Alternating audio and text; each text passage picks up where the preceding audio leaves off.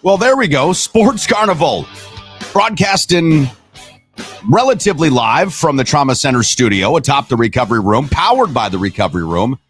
Welcome back. It's Monday, and I'm getting out of town, man. I'm going to be leaving in a couple of hours. Going to Florida. Cannot wait. Hope you guys and gals have been well. It's been an interesting last week and a half. That much I can tell you. It's always interesting when you're alive. The things that go on, you can never exactly plan for. You can't calculate for. You can't capitulate to in a lot of ways. It's going to happen. How we deal with stuff is the way that we'll be remembered. How we deal with things is largely how we're all going to be judged. We've been dealing with a bit of a tragedy here at the recovery room. One of our family members, Javon Kunkel, passed away over the last week. It's a tragedy. He didn't just pass away. He committed suicide, and this has been something that we've been dealing with here at the Recov. And for everybody that knew Javon, and for all those that have been trying to work through exactly what it was that happened, because it still seems so surreal, not real in many ways. This is going to be something that we'll think about for the rest of our lives. At least I know that I will. The pain will get lessened as the years go by, but the memories won't ever fade. And Javon and I became really, really tight in a really, really short time. And because of that, the impact that this is having on me personally and a lot of people that are in and around the recovery room is profound. And I think that it's healthy to be able to take stock of things, to be able to examine yourself, your life, the people in and around your life when situations like this occur. Because if anything shows us that life is not guaranteed, it's something like this. A kid in Javon, 25 years old, that just graduated from Viterbo's servant leadership program with a master's degree, had just been offered a full ride scholarship to the University of Notre Dame to be in their doctorate program. He and I were in a book, not a club necessarily, but we were in a book together, and we couldn't wait to read the final chapters, examine this book together, and talk about what it meant to both of us. So for a number of reasons, I've been pretty much off the Sports Carnival social media, at the Sports Carney. We didn't have a program on Thursday or Friday. There just hasn't been a lot of room in my personal space to give a shit about sports. I'll just be honest. There has not been a lot of room for me to think about much else than this kid that you're seeing on the screen right here, Javon. So for what that's worth, today, we're just going to kind of free flow this thing. I'm going to be taking off to Florida coming up this afternoon. Well, technically, I leave tomorrow morning, but I'm going to be taking off today. By the way, Jason P1 Breacher, big shout out. You'll be taking Leo on for the next couple of weeks. Your wife, Stacy, and everybody that lives at the Breacher farm, including horses, chickens, cats, and other dogs. We appreciate you. This really takes a load off of my mind, because you leave for a couple of weeks anywhere, and it feels like, I don't know, you kind of go on a sub vortex, if you will, because you're actually leaving the entire home, space, job, family, whatever it might be. And for 2 weeks, that's almost getting into a groove and a rhythm in another place, right? So it feels odd when you leave that, and especially if you've got animals. Now, fortunately, John, my son, is going to be taking care of our couple of cats here at the Trauma Center studio. But Jason, Stacy, Breacher family, thank you so much for helping me out, because this is going to be, again, just an incredible load off of my back. So that's going to be a lot of fun. But I just can't get over now what incredible timing this is, this vacation, because as I've had not really a whole lot of time to contemplate sports, the idea that I'm getting to go here, back to one of my favorite cities in all of America, Tampa, Clearwater, Florida, well, that area, St. Petersburg as well, has got me excited in a number of ways. And it just feels like what a perfect opportunity to seriously decompress, unplug, and get away from everything that's been happening here in Wisconsin, including a really, really prolonged and shitty spring that never was. And I don't know what this is that we're getting started to in summertime here, but I can tell you for sure, judging by the weather app, Tampa, Florida, and Clearwater in specific, going to be awesome. So I'm super excited. I'm going to be down there for, like I've mentioned, a couple of weeks. The Sports Carnival is going to be kind of a TBD thing, right? Let's be honest. We're not going to be able to run it in any capacity the same way that we have. If I'm not behind the mic here in the studio, I'm going to give it a shot a couple of times from my laptop, but we'll see how that goes, right? We'll see how that goes. And I don't know exactly how much sports I'm going to be consuming when I'm in Tampa. I will be going to see the Tampa Bay Rays. That's one thing that I will be going to do. So I talked to our good friend Bob Ibeck. Many of you remember Bob used to be on the show with me in La Crosse on the radio every single Thursday. Great guy. His son Kevin is the lead professional scout there for the Tampa Bay Rays. So he's like one of the top guys in charge. Well, I started talking to Bob saying, hey, listen, I'm going to be there for a couple of weeks. Love to meet some guys at the Rays. Maybe meet some of the front office people. Maybe I get to see a game. No problem. Bob says, no problem. We got you. And this is why I love the friends that I have. I mean, seriously, going around the country in like the last month and a half, been to Vegas, back here to Wisconsin, now going to Florida. It's just awesome. Making great friends, and then what that can lead into. I went to Vegas, and then first day we touched down, go to my first Vegas Golden Knights game. By the way, Michael Mack, I'm not sure that you're up and at it this. Well, you probably are up and at it. You're at the gym. If you're watching, thank you. If you see this later, thank you. And to Bob Ibeck and Kevin and everybody that's going to be gracious enough to host us at the Tampa Bay Rays game, thank you. It's awesome. I can't wait. And by the way, Tampa last night, I should say yesterday, what a win over the Yankees. I mean, I dipped my toe back into sports a little bit last night and into this morning because I wanted to have something to talk about. But what a game by the Rays. Fuck. 8-7 in 10 innings. And the Yankees had Garrett Cole on the mound and were crushing them early. They were up 3-0. And Tampa just kept piling on and piling on. This Tampa Bay Rays team, I tell you what, really fun. Best team in baseball by far right now. I mean, best team in baseball by far. All right, let's say good morning to some of our friends here.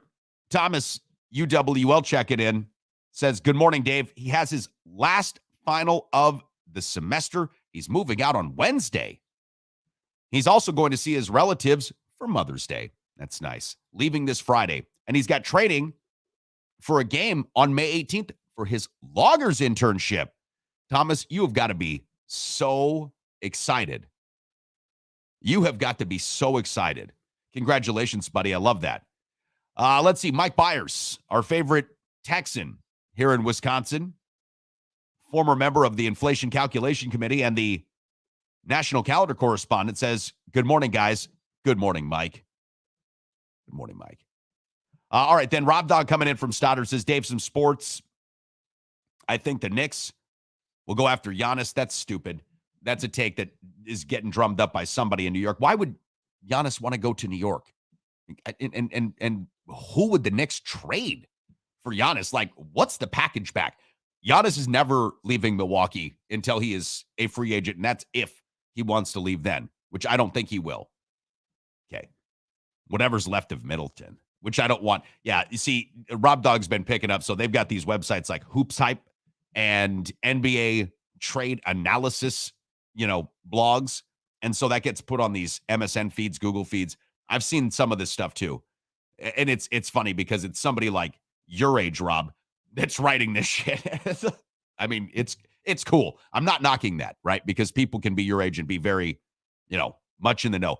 Point is, never happened. Whatever's left of Middleton, which he doesn't want this version and what it would cost. Yeah, I don't see that. Listen, the Bucks are going to, possibly move off Middleton. He could be a free agent this year. I doubt it. He's got a $40 million player option.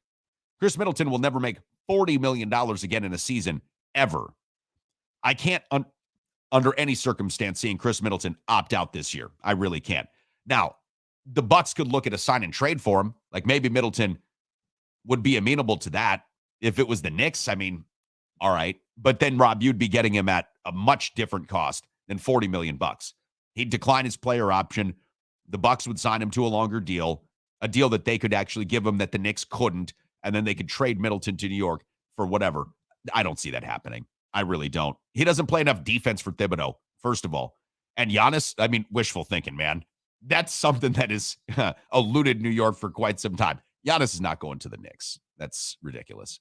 All right, let's see. Marengo Mike. Yeah, thanks, man.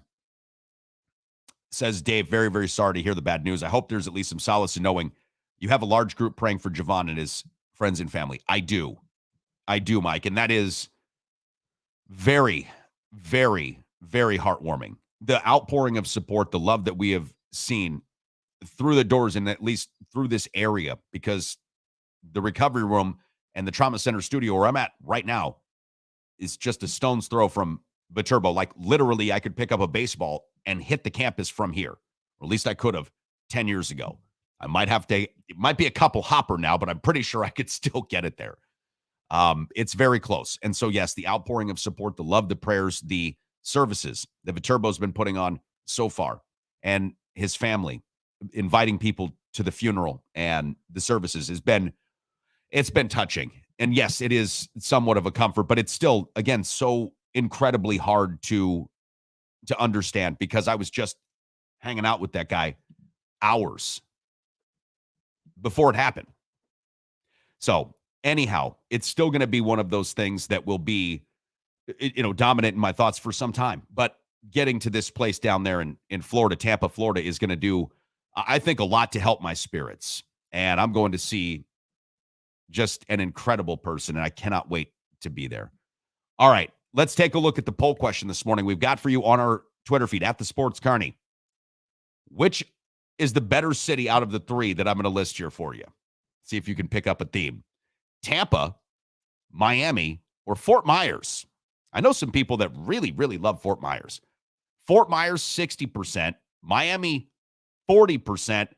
Tampa's not getting a vote yet. Tampa's not getting a vote. Interesting, because I've been to Miami once briefly. I guess maybe twice briefly, like on plane stopovers. Didn't get to see the city.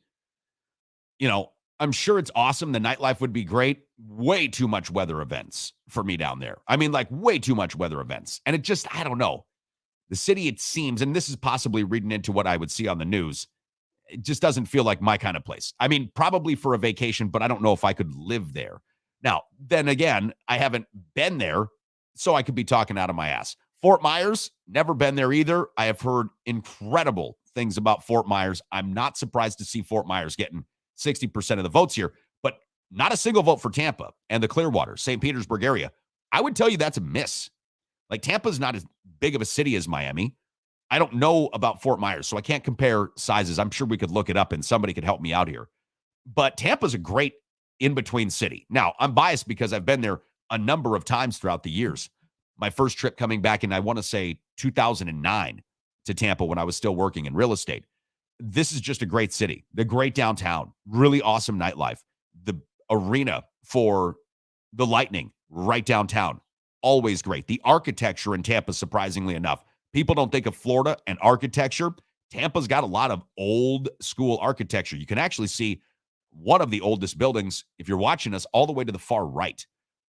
Tampa's a great city. Now, across the bridge, Clearwater and St. Petersburg,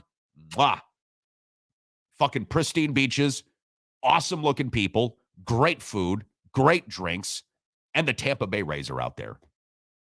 And I'm excited about that meeting. I really am. I am stoked about going out to that Tropicana field, meeting some people there, catching a game. You never know. You never know what could happen. You see cities like this, and you're just like, wow. Okay. What kind of winner do we have? None. Indeed. Kind of exciting. All right, now let's check into our Facebook group.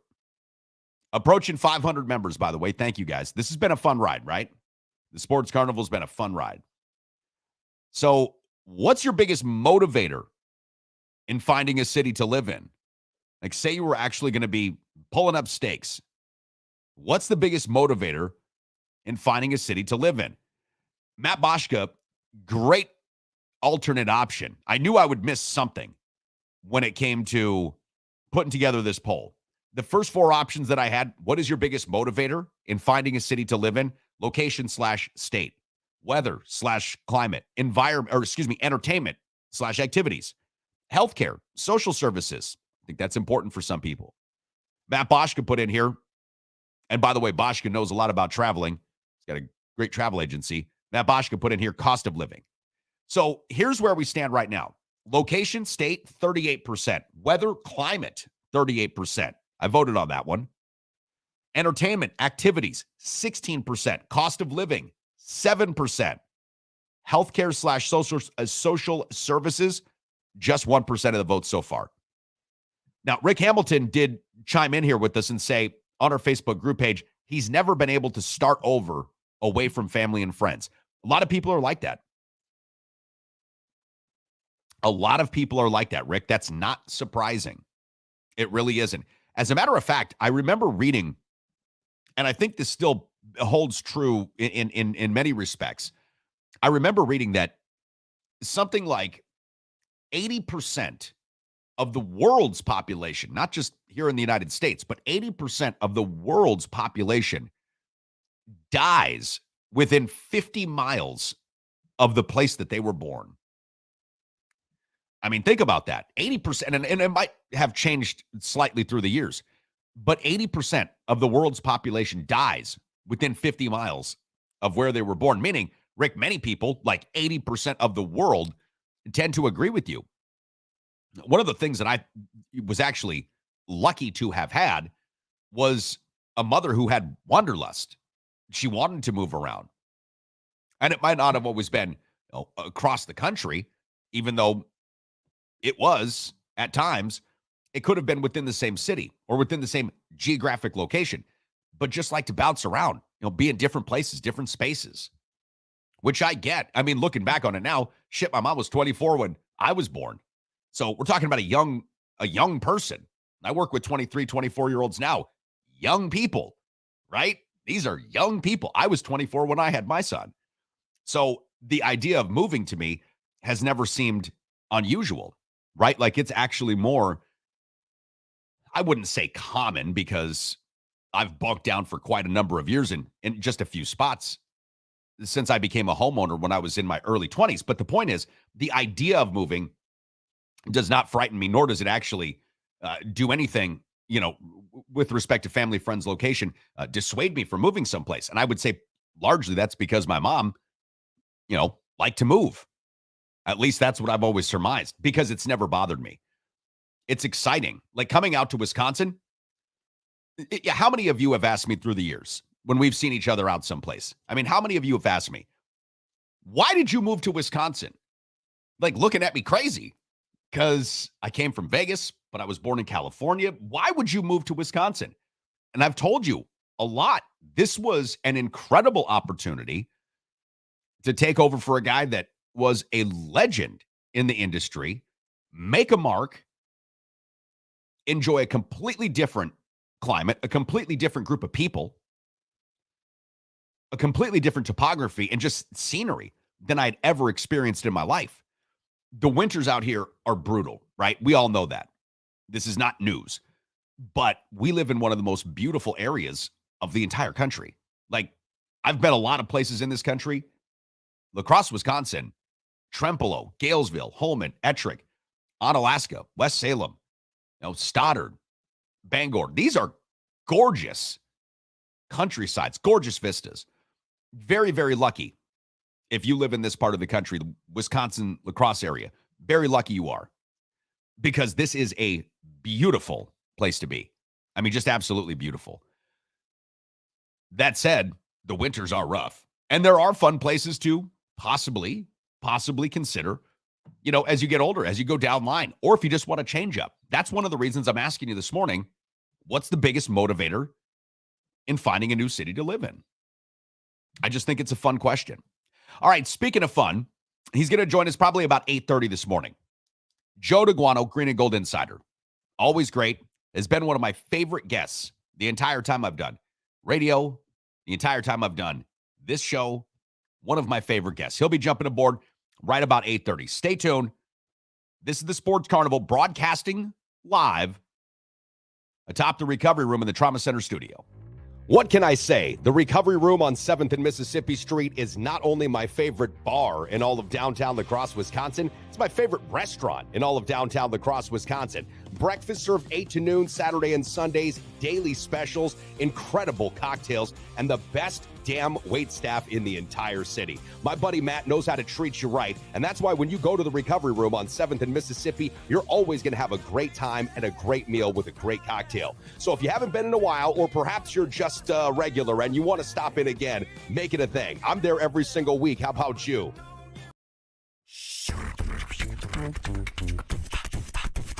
The other thing that really bothered me about Aaron Rodgers was that he wouldn't be a man and just say what it is that he, and I'm not trying to use just the man, he wouldn't be an adult and just say what it is that he wanted to do so that he could let everybody know. Then he wants to come back and make it seem like people in the media, which could be considered us or in particular reporters, he wanted to make it seem like we were the ones that miscast him. No, bro.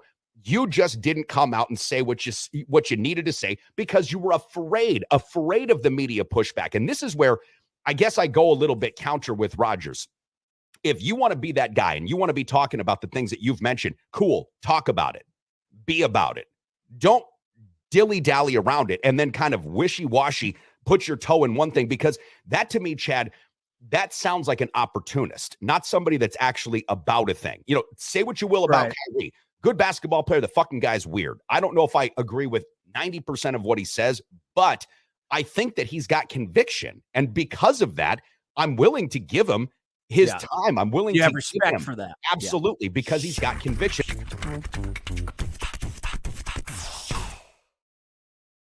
Hey, don't forget, Sports Carnival snippets still exist on social media at the Sports Carney. If you're ever hankering for some of that good old Sports Carnival, find our Sports Carnival snippets. Also, full shows available everywhere that you're watching them now: Facebook, LinkedIn, YouTube, Twitch, Twitter. If you ever want to see the show again, you know where to find it. We got a lot of spaces for it. Thank you guys so very much, and gals too, for taking time out of your day, chiming in. I'm actually messaging back and forth with Marengo Mike here. Mike, exciting times, man. Exciting times. I know that we're in the midst of all sorts of different stuff, but exciting times for me coming up for sure. Now, something else that's pretty exciting. I know that you're not really going to care too much about this, and if you do, awesome. If not, whatever. The Lakers are up 2-1 on the Golden State Warriors. Now, I did not watch the game. I did not watch Game 3. I saw parts of it. I caught some snippets. I caught some recaps. Been watching a lot of the talking heads go back and forth on this Lakers and this Warriors series. But there is something to say about size. And while I completely had Game 2 pegged wrong, and if John Papadopoulos from ESPN's watching or listening right now, sorry, Pop, I screwed the pooch on that one. There's just something to say about size and being bigger in basketball. And guard play is awesome, right? Like Steph Curry and the Warriors, they have constructed a dynasty around that. But there is something about size, in particular, a lack thereof for this year's Warriors team, which is really detrimental when you consider what the Lakers have in a motivated, at least on an every other game basis. Anthony Davis just got the greatest new nickname, alternate days. AD alternate days. Every other game, Anthony Davis is a monster. And maybe we're giving him a little too much grief because he, is a great player. But when fully motivated and when fully engaged, Anthony Davis is one of the top 5 players in the NBA. He's 7 feet tall. He can bring the ball up court. He can post you up. He can hit it from downtown if he needs to, even though he's largely eating in the paint and should, because he's huge and great down there. But he is a big man. And when we think of what Giannis does, it's largely the same as what Anthony Davis does. Be 7 feet tall, be more athletic than most 7 foot tall guys. As a matter of fact, be as athletic as many guards, and go down to the paint and eat and just feast. Get yourself some, as Shaq would call it, barbecue chicken, right? Go down there and yum it up. So he's been doing that. Then you've got LeBron James, who is probably 85% healthy.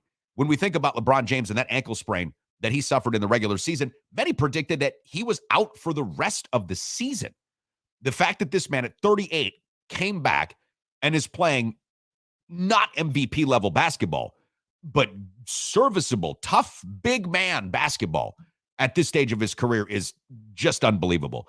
LeBron James, what did he have? 21 points, 8 rebounds, 8 assists the other night. Anthony Davis again, just monster numbers, over 30 and 10, coming off of game 1 in which he had 35 and 23, and then just an atrocious game 2. But Anthony Davis was huge. LeBron is huge. Rui Hachimura is huge. Jared Vanderbilt, as far as the guy that's guarding Steph Curry, is huge at 6'9". The Lakers have size, and the Golden State Warriors are getting pushed around. Golden State played against Sacramento in the first round. Won it in 7 games. Awesome series, fun to watch. Sacramento's an emerging team, to be sure. But Sacramento doesn't play any fucking defense, like at all. They were one of the worst statistical defensive teams in the entire playoff field. The Lakers are the best statistical defense in the entire playoff field. It's not surprising that they're D'ing up Steph Curry, Klay Thompson, old-ass Draymond Green, and Jordan Poole a little bit different and better than the Sacramento Kings did. And it's not to say the Warriors still can't win this series, right? Because the Lakers could very well collapse. They win game 1, lose game 2 by 30, win game 3 by 30. Wild back and forths here. Big pendulum swings. The point is this. When you think about basketball and you think of how awesome guard play is, which it is, the relative success of guard play has largely to do with the relative success of big man play. Even when the Warriors were winning their first number of championships, who were on some of those teams? Andrew Bogut, right? Andrew Bogut was a guy on those teams. Draymond Green was a lot more effective and a lot more physical. Harrison Barnes is 6'8", plays for Sacramento, now 6'9". I understand that they're getting some decent minutes from Kevon Looney, and he's boarding up. That's what they need. He's also not nearly the player that Anthony Davis is. But Golden State needs size. And anytime they've been uber effective, Kevin Durant's 7 feet, right? He doesn't play the kind of defense that Anthony Davis does, but he's big, and he causes matchup problems. And they won back-to-back championships with KD. So size matters. And this Lakers team is just too big, it feels like, for Golden State. Now, couple that with the fact that the Lakers went out and got D'Angelo Russell. They got that Rui Hachimura trade before the deadline. But in the trade deadline, they got D'Angelo Russell. They got Jared Vanderbilt, right? They got these players who are now becoming hugely effective for them. Austin Reeves, undrafted free agent, becomes a starter in LeBron's absence, never goes back to the bench again. Kid's a hooper. He is a hooper. So this Lakers team against this Warriors team just, again, feels like a bad matchup for the Warriors. The Heat, I always thought, were a bad matchup for the Bucks. Turns out they're a bad matchup for maybe everybody in the Eastern Conference. Do not sleep on the Heat now making the finals. Do not sleep on that. I know Rob Dog's probably rolling and wanting to scream here because he loves the Knicks. But, man, the Heat might just make it to the finals. Look what's happening with Boston and Philadelphia. Again, I didn't watch the games yesterday, but I saw James Harden win it with the 3, and I saw Boston not take good care of the ball coming down the stretch, not use timeouts wisely, not protect their home court, tie that series. Now Philadelphia does at 2 games apiece. Fuck, Boston didn't even get off a shot before the end of the game. So don't sleep on the Heat. But back to the Lakers here against the Warriors, I just feel like the Lakers are a bad matchup for Golden State. When LeBron can play the way that he can, give you enough, 21, 8, and 8. D. Russell gives you what he does. Anthony Davis is a monster. You get Hachimura knocking down threes. Dennis Schroeder, one of the best defensive guards right now in the NBA, out there chasing around Steph Curry. The Lakers are loaded in a lot of different ways, way more than they were at the start of the season. And this is another thing to keep into your mind's eye. The Lakers started off the season 2-10. They become one of, I think, 3 teams in NBA history to start off a season 2-10 and actually make it to the postseason. I've got to say that I'm shocked right now. If you were to ask me, Joe Daguanno, I don't know, 3, 4 weeks ago, 6 weeks ago, who would be in the postseason right now left, the Lakers or the Bucks? I would have told you with a big chuckle, it would be the Bucks. They would still be in the playoffs. The fact that LA is still there, it's a little surprising. But now that they're 2-1 up against Golden State, I think they win tonight. I think they win this series. They're just too big for the Warriors right now. Yeah, you talk about you were talking about Miami matchup against the Bucks. You're talking about the Lakers matchup. The thing that people need to look at, and this is why Mike Budenholzer is not a coach anymore of the Milwaukee Bucks, is the adjustments you need to make in the playoffs and the matchups. When you're looking at matching up against someone, and it was an interesting study. And by the way, it looks like Bucky the Cat might be joining us any minute. So, and there he is. There he goes. And I need to put a billboard on his side here as it goes by so I can make some money off the fact that Bucky makes every Zoom call or video appearance. Yes. So you break down the Bucks losses to the Heat, and there's a couple of things when you look at over the last several years. The majority, when you look at how many times Giannis was matched up on Jimmy Butler in all of these series, and miraculously, when the Bucks went 4-0 against the Heat in 2020, 2021, when they won the championship, Giannis matched up, I believe it was about 121 possessions. All right. And he never even saw 50 this last series, and then the series in the bubble where the Bucks got beat. And so, you look at playoff basketball, and it really is a different animal, and it's really about matchups and adjustments, and that's something that Bud could never do. And I think that was probably a reason for his demise. And again, I agree with you. I think the Heat right now, they're the most dangerous team in the East, and I think the Lakers, when you look at the matchups and what they're able to do, I'm totally with you. And if anybody would have predicted the Lakers lasting longer than the Bucks in the playoffs, or even the Heat for that matter, I think if anybody would have put money on Vegas on that, they'd be a millionaire right now. Or at least they would have made a really good profit. I don't know. It depends on how much they bet, though, Joe. You're right. They could have made millions of dollars. Look, you mentioned playoff basketball adjustments. This is one of the reasons that Darvin Ham, and I know that Bucks fans might regret that he walked out that door a year too soon, but that's why Darvin Ham is really showing his mettle right now, because he's making the adjustments. Darvin Ham is also, as a former high-level player, I think a lot more in tune with the kind of intensity that needs to be brought to the situations. I loved Mike Budenholzer's coaching acumen. I thought he was a really smart, cerebral guy. When I was on ESPN last week, I actually predicted that Mike Budenholzer lands on the San Antonio Spurs coaching staff. I think that Greg Popovich brings him back. That then becomes the successor for Greg Popovich, because that's where Mike started as a film guy. He's part of Greg Popovich's coaching tree. I can't see Bud going to take an Orlando job or a Charlotte job or anything like that right now because of the recent success that he's had, and I think that's fair. Point is, there's an intensity that's never been there with Mike Budenholzer that I think is needed, especially in certain situations when, you have to gear guys up for things that perhaps you hadn't had to gear them up for in the regular season. That's where I give Darvin Ham a lot of credit. He's been working this team like a dog from the very beginning of this season until now. He got better players to be a good defensive team. He knew that they would hit shots eventually. He knew that would happen at some point. They largely needed a new cast of characters to get that happen. But the front office did that. They basically reshaped this entire roster. And for a team that started 2-10 to now be in a position to go up 3-1 on the reigning champion Warriors is just not something I saw happen. So that said, who do you think becomes the next coach of the Bucks? Because it ain't Darvin Ham. And Papadopoulos was trying to wax poetic, and I thought, first of all, no, for a lot of reasons, lifestyle-wise, but he just signed a contract. There's no way the Lakers or Darvin Ham are looking to break that, especially considering where they're at right now. Okay, so who then becomes the next coach? Is it the obvious Nick Nurse play coming from Toronto? Realize he just got fired from a team that he won a championship for a couple of years ago. What do you think, Joe? Are you hearing anything or any rumors around about the way that this went down? It led me to believe that a decision was already made, because they didn't fire Bud right after the season, and when the leg happened, and there was a good week or so, I figured at that point that Bud was safe. I figured, all right, well, and again, this is the human side of sports. The man lost his brother during that series, and I get it.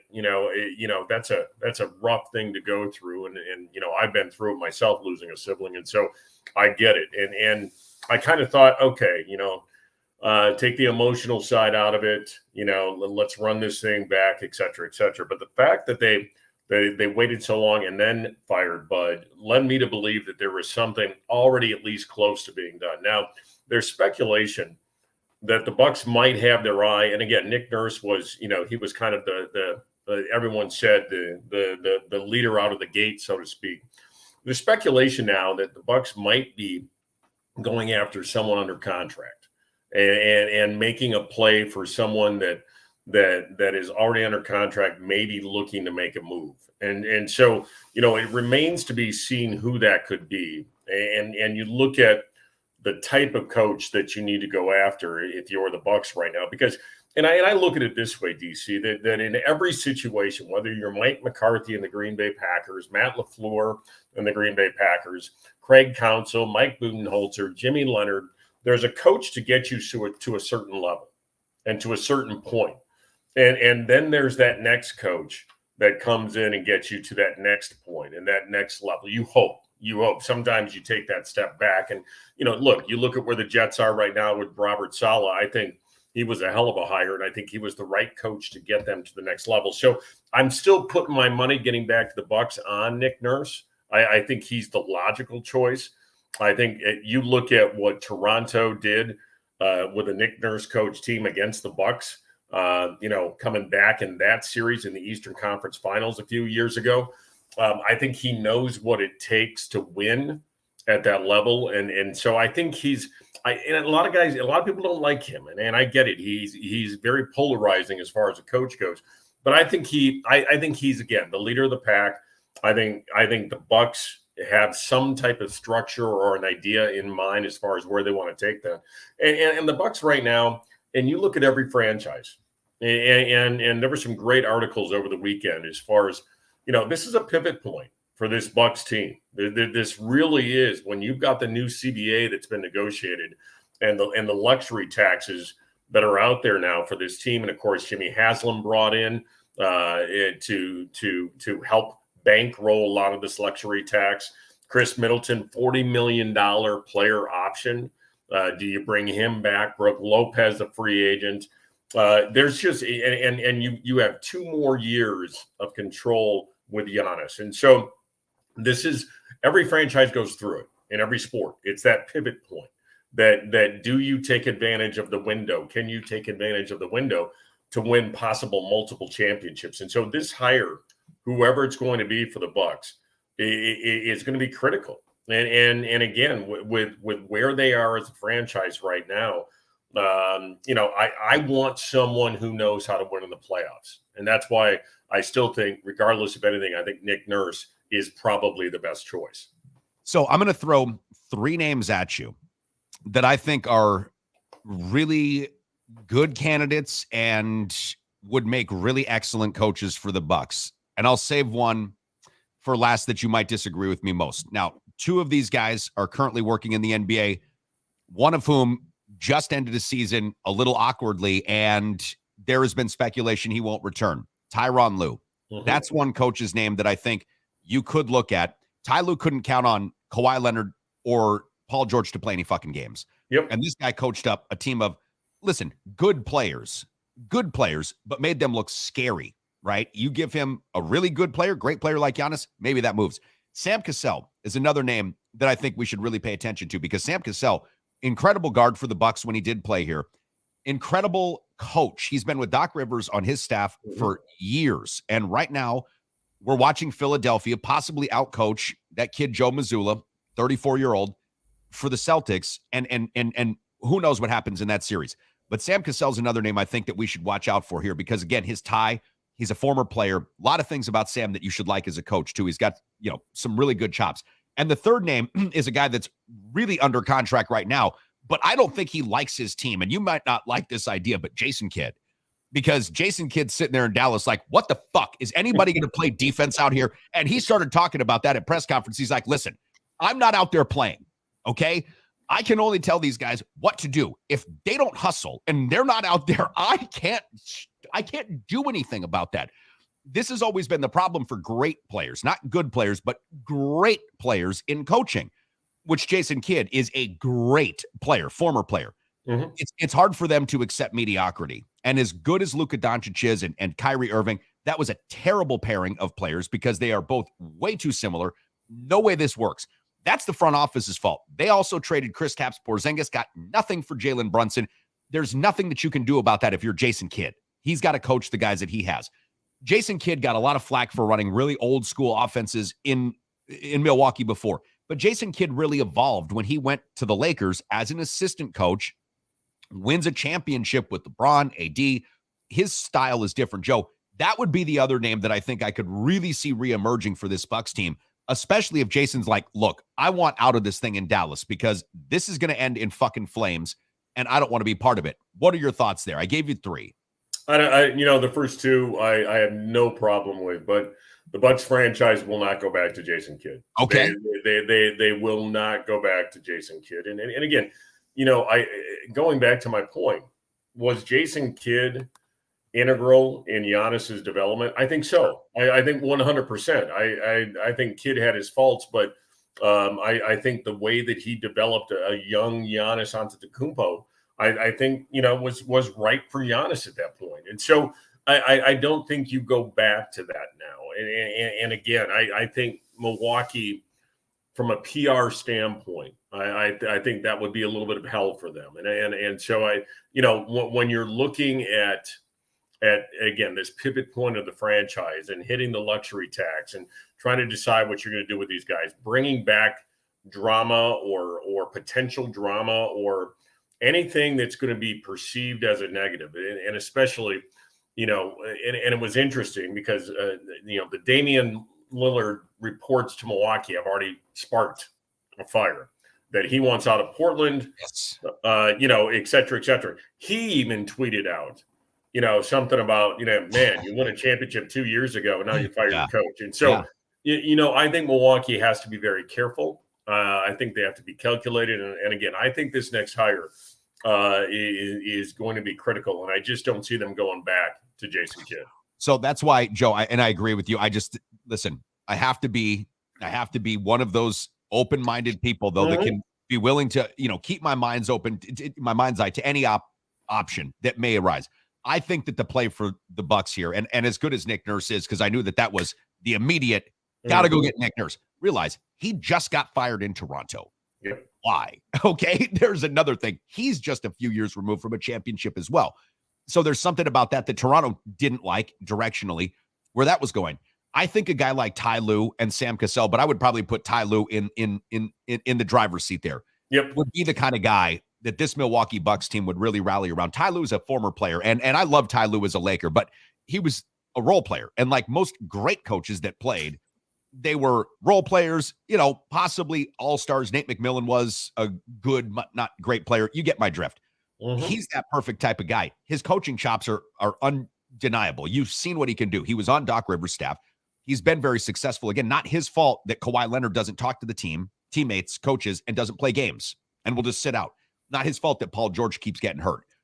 He's done what he could do with the collection of players that he has been given, and I thought admirably so. They gave the Phoenix Suns a fairly good run for their money with nobody. Okay, you bring him to Milwaukee. I can't even remember. Did Ty Lue play for the Bucks for maybe a year or two? I don't think so. I don't think so, but I could be wrong. Doesn't matter. Doesn't matter if he played for the team or not, right? That would be the type of guy I think that would really galvanize the players, would be a great institution for players to come into. The Damian Lillards of the world would calm the waters right away. That to me would be the hire. So we'll see. I mean, the Clipper, he's not under contract for next season, I don't believe. Or if he is, there is a possibility that the Clippers don't want him back. So if that did transpire, I think that would be a really, really good move.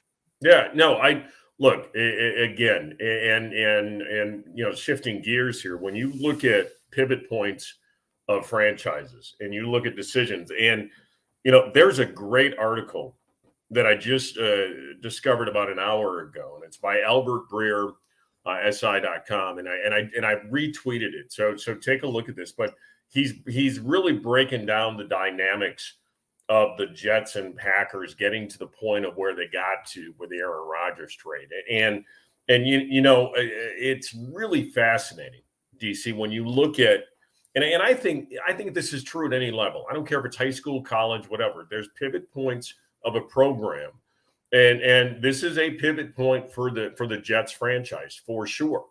This is a pivot point for the Packers, and just a great article and again, a lot of stuff written about Bud this weekend, and you and I have talked Craig Counsell in the past, and obviously, when you look at Coach Fick and everything with Jimmy Leonard, because look, I know for a fact Jimmy Leonard walked into that meeting on Sunday expecting the job, and so Did he really? Yeah, absolutely. And so there are critical points, pivot points of every franchise or every program, and it's really fascinating when you break down the Bucs situation, the Badger situation, the Packers, the Jets, all of these different things, and it really becomes a fascinating study in how to build a program and also how to tear apart a program. And Andy Herman, who I follow on Twitter as well. Because it was announced last night that Bill Huber, announced that Mercedes Lewis will not be re-signed to Green Bay. All right, so oh no, Joe. Well, there's been speculation that maybe they bring him back from a vet standpoint, and Andy Herman talked about the rebuild, and a lot of players actually fired back at Andy Herman saying, "Don't bring that shit up on my timeline," and I get that, and so it's a whether you like it or not. And I tweeted this out today too, because, it is 3,500 yards, 28 touchdowns, 13 interceptions, and a 7-win Packer team a success this year. And there's been a lot of debate on Twitter already when I sent that out. And I think you go back to Brett Favre's first year, Aaron Rodgers' first year. Favre, they finished 9-7. But, there was a little bit of mojo that year and a little bit of something to get them to 9-7.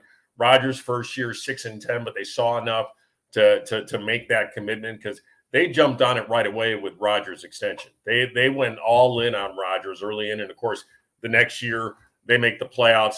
They lose a terrific playoff game on a strip sack fumble that could have been a face mask against the Arizona Cardinals and Kurt Warner. And then, of course, the next year they win the Super Bowl. And so, you look at this and you look at the building blocks that you make for an organization. And I go back to what Giannis said, that, when he talked about was this a failure? Because Eric Nem asked him in the post-game presser after they were beat by Miami, do you consider this a failure? And he goes, no. There's not a failure. There's stepping stones. There's building blocks. There's things you go to. And I think that was a real unique perspective. And I think, there was an interesting debate this weekend. If the New York Jets don't make the Super Bowl, is that trade a failure? Probably not. It puts that trade put New York back on the map.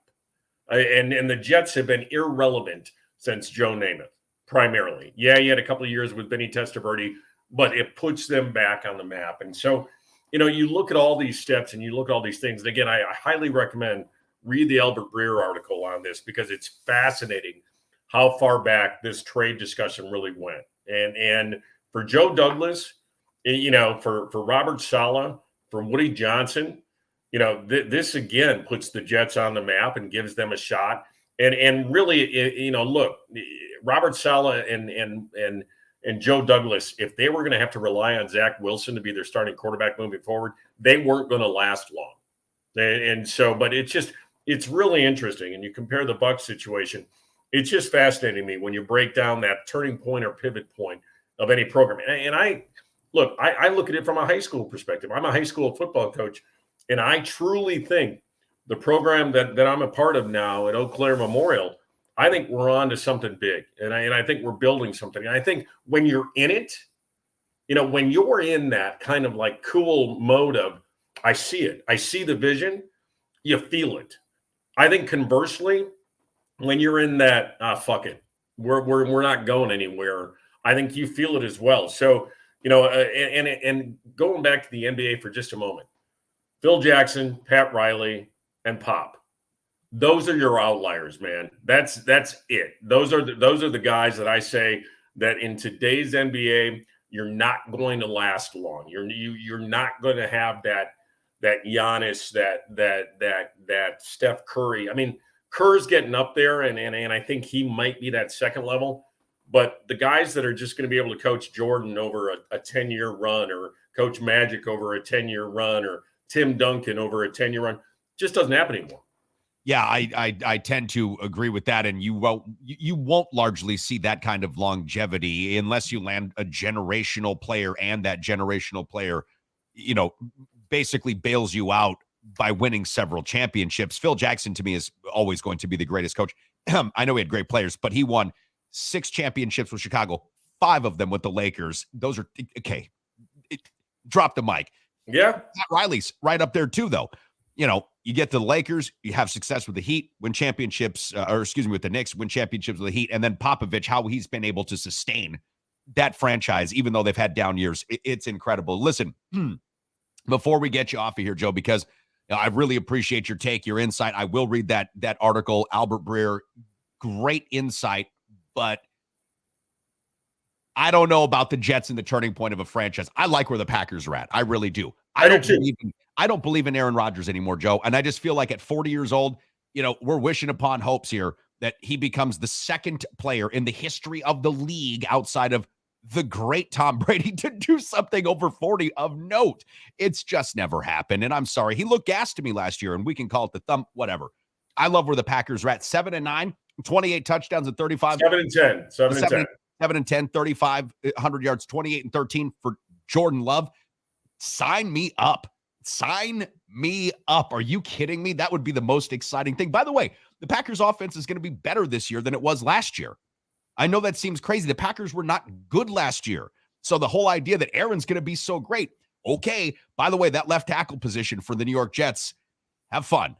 That's going to be something to see. But before I let you go, Joe, I got to get you wrapped into our poll questions here, because I think Rodgers is going to look like David fucking Carr with the Texans, but that's just me. Before we let you off of here, poll question today, and I want you to hit both of them. All right. Which of these 3 cities in Florida do you feel is the best? Fort Myers, Miami, or Tampa Bay? I'm going Fort Myers. 63.6% of the respondents agree with you. They say Fort Myers is the best city out of those 3 in Florida. Joe, on our Facebook group page, what is your biggest motivator in finding a city to live in? Is it location/state? Is it weather/climate, entertainment/activities, healthcare, social services, or put in by our friend Matt Boschka, cost of living? Joe, where do you land on that? Wow. Run down my options again. So location, state, weather, climate, entertainment, activities, healthcare, social services, cost of living. Entertainment activities, and by that I say, I've lived in Madison for a long time, and Madison's a great town. Sure is. And I am looking forward. I am in the process, as you know, of making the move to Eau Claire, which I also think is a great town. And I will tell you, the cultural activities of a Madison and an Eau Claire. I put Eau Claire really a close second now to Madison as far as per capita things to do. Is that right? Things to see, those types of things. I put lacrosse up there too. I think lacrosse is great. But I would say that I wouldn't have lived in Wisconsin for 55 fucking years if climate and weather was I would have been out of here a long time ago. So take that one off. Healthcare is important, but I think there's a lot of there's comparables in every market when you look at healthcare. So I look at that. Cost of living is I think it's relative. And so I think, again, give me good food, give me good entertainment. Give me good places to go. Give me a river, give me a lake. I think that's important to me now that I'm saying it from a Madison standpoint and from an Eau Claire standpoint. Sure. And so I would say that, I'd say entertainment activities, and I'm going to put, culture as a part of that, because I think that's critical to me. And again, I'm all over the Midwest primarily. I'll tell you right now, DC, my dream location to live, and my wife knows this, is Iceland, man. Put me in Reykjavik, Iceland. Wow. And I love it there. And it is my happy place, my favorite place to travel to. And if it wasn't cost of living there, because I already got a bartender gig lined up over there, and but when you're ordering fresh fish soup Right. and that soup is $38, Right. you got to make some coin, man. Yeah, so you got to make some coin. So I would tell you that would be my place to live, but I'll take I'll take culture and entertainment and activities as my number one ranker. So I'll just let you know how the poll stands right now. 43% of those that have responded, of which I am one, weather/climate is leading the poll. 31% say location or state, 15% entertainment or activities, which you chose, 10% cost of living, and only a single vote still, maybe a single percentage, I should say, because of what you mentioned, the comparables, I would assume, healthcare or social services. I will also answer the question myself from Twitter. What do I think is the best best of the cities of the three, Miami, Fort Myers, or Tampa? I'm going to say Tampa Bay, and that's what we're looking at right here. Here's where I'll wax poetic quickly about Tampa. Architecture is unbelievable there, way more than anybody understands, because it's one of the oldest cities in Florida. So a lot of the architecture there, Joe, in and around the downtown, many of them are dwarfed now by the bigger skyscrapers. Early 1900s, late 1800s, a lot like what we would see in the Midwest. So fascinating there.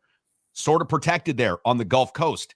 Doesn't see a lot of terrible weather events, right? When hurricanes come through, largely they get a lot of rain, but generally not much else. And the Tampa Bay Rays are there, who I'm going to go meet with, Joe, and get to see a game, possibly interact with their front office people just a little bit.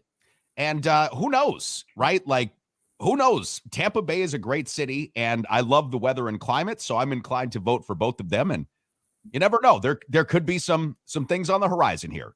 Well, listen, again, benevolent kingpin, wherever you end up and wherever you go, just drag my tired ass along with you. Sorry, Coach Schmidt.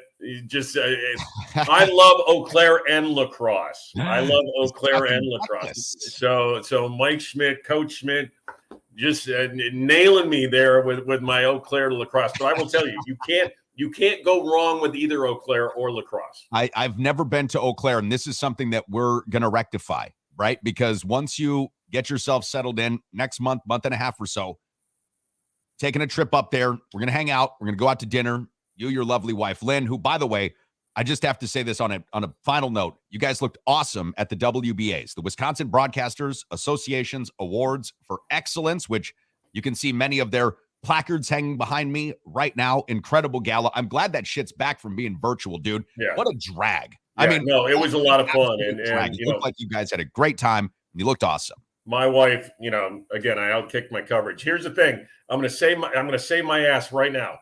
Okay. Two best college towns. Two best college towns. Two best college football towns. Yes. Aberdeen and La Crosse. Oh, boosh. Joe, love you, buddy. All right, we'll see you guys tomorrow. Maybe. I don't know. I'll be back at some point. Bye. Contractor Supply in West Salem and Baraboo is your partner in building excellence. Seasoned pros know that Contractor Supply offers the very best selection on high-quality building materials at the very best prices with the best service in both West Salem and Baraboo. My friends Kevin and Nick and the entire staff at Contractor Supply in West Salem and Baraboo are your partner in building excellence for a very good reason. Check them out online, contractorsupplyws.com, or stop into the showroom in West Salem or Baraboo.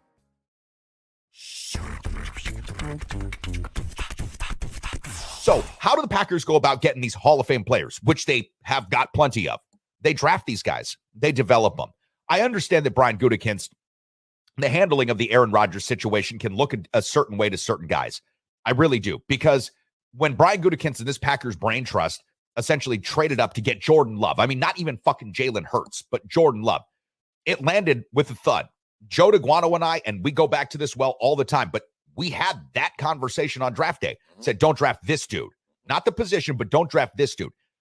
So you have that. There were a couple of times in which I thought the Packers missed on some pretty obvious plays. TJ Watt was one. They went for Kevin King. I mean, TJ Watt's just sitting there. Yet Jonathan Taylor, they went for AJ Dillon. I think I would have taken Jonathan Taylor ahead of maybe even Jordan Love and tried to put up, you could have taken a quarterback in a different spot than you did Jordan Love. So I don't disagree that that wasn't the right play.